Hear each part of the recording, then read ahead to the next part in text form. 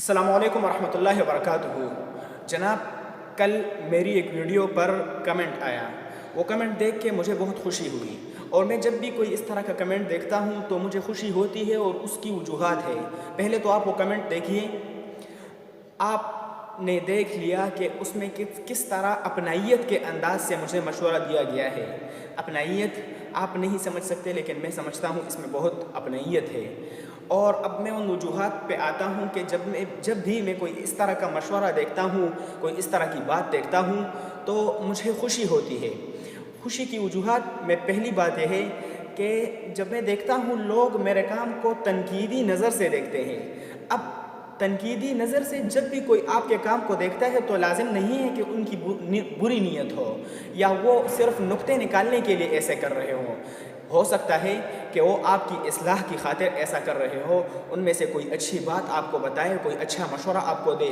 وہ آپ کے والدین ہو سکتے ہیں، آپ کے اساتذہ میں سے کوئی ہو سکتا ہے، اسی طرح آپ کا کوئی دوست ہو سکتا ہے، کوئی اور رشتہ دار آپ کا ہو سکتا ہے، جو آپ کو کوئی اچھا مشورہ دے، آپ کو اس سے بہت فائدہ ہوتا ہے۔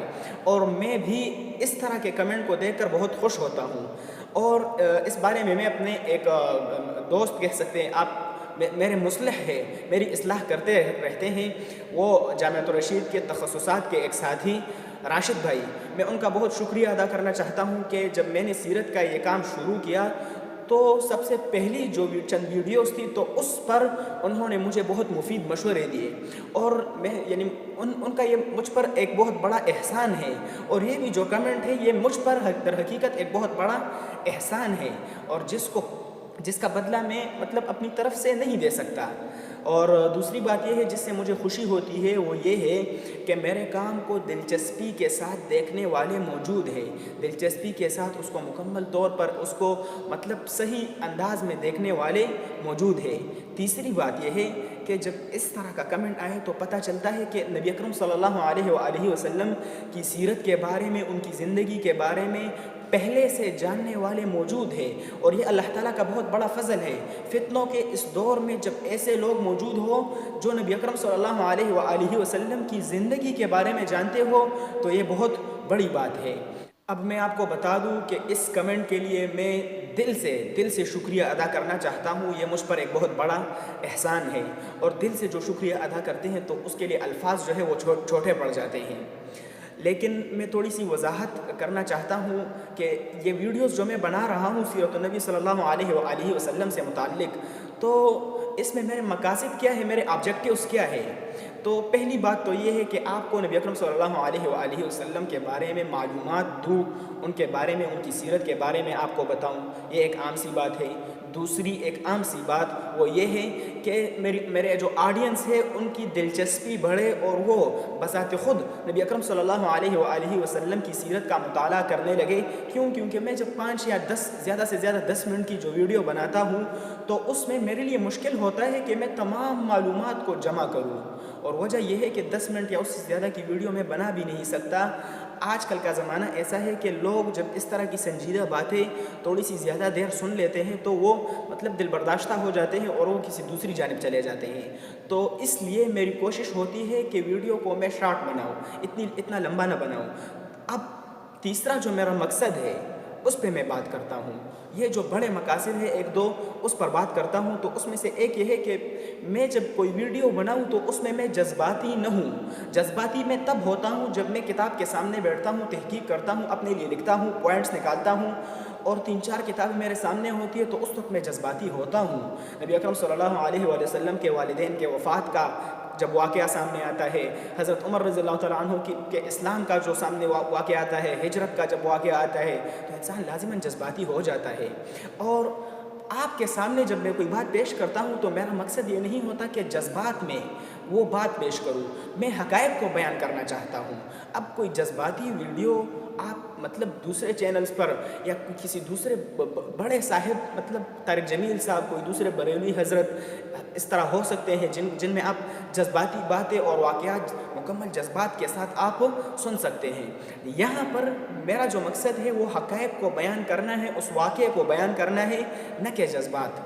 چوتھا مقصد میرا یہ ہے کہ میں تحقیق کے بعد یقینی بات آپ لوگوں کے سامنے پیش کروں، کتابوں میں بھی بعض دفعہ ایسی غلطیاں موجود ہوتی ہے جو کہ عام ہو جاتی ہے. وہ آپ ویڈیوز میں بھی دیکھتے ہیں, مکمل جذبات کے ساتھ بندہ دیکھتا ہے تو بندے کو پتہ نہیں چلتا کہ بھائی یہ حقیقت نہیں ہے. مثال کے طور پر نبی اکرم صلی اللہ علیہ وسلم کی پیدائش کے بارے میں ہم بچپن سے سنتے آ رہے ہیں, کتابوں میں دیکھتے آ رہے ہیں کہ یہ ربیع الاول کا مہینہ تھا, لیکن حقیقت کیا تھی؟ حقیقت اس کے برعکس ہے.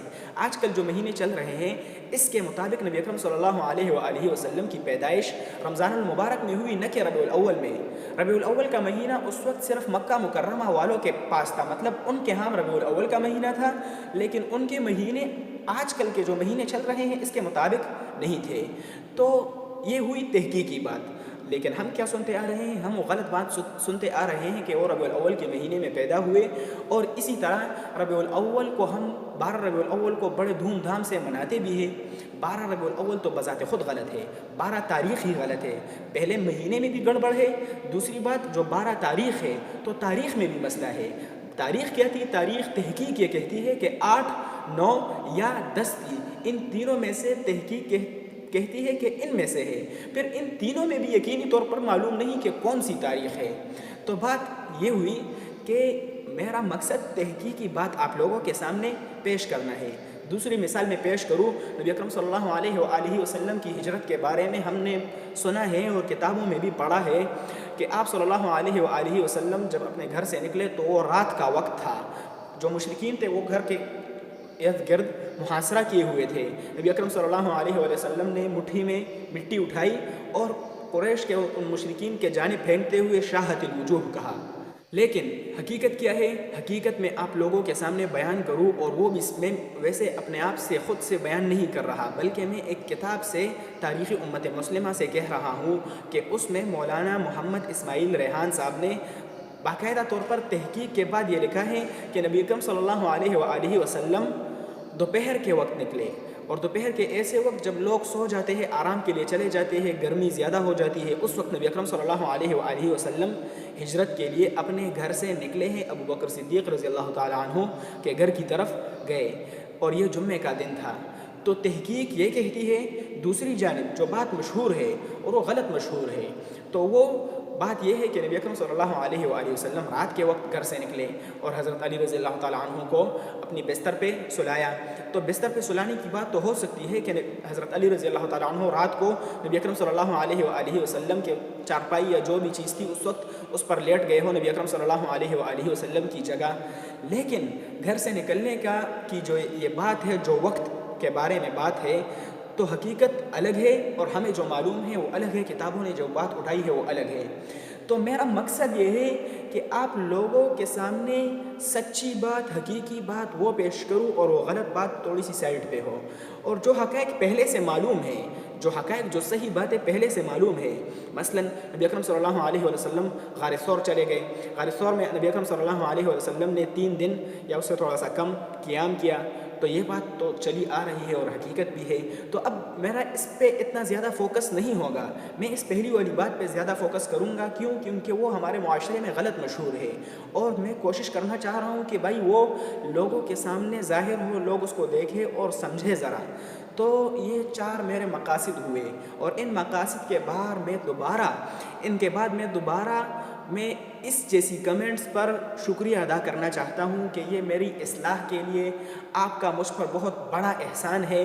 دل سے شکریہ ادا کرنا چاہتا ہوں, اور اس کے لیے میرے پاس الفاظ نہیں ہیں کہ مطلب میں اس احسان کا بدلہ نہیں چکا سکتا. اسی کے ساتھ میری آج کی ویڈیو ختم ہوتی ہے. السلام علیکم ورحمۃ اللہ وبرکاتہ.